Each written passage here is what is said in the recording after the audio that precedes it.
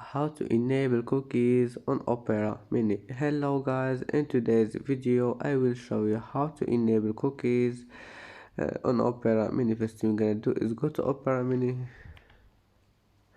and then just click this Opera icon here in the bottom corner, and now click the settings icon and then just go down until you find here advanced and click on it, and then click this one cookies, and now all you need to do just click enable, and as you see cookies has been enabled, and that's how to enable cookies on Opera Mini. And that's it for today's video. Don't forget like and subscribe, and see you in the next video.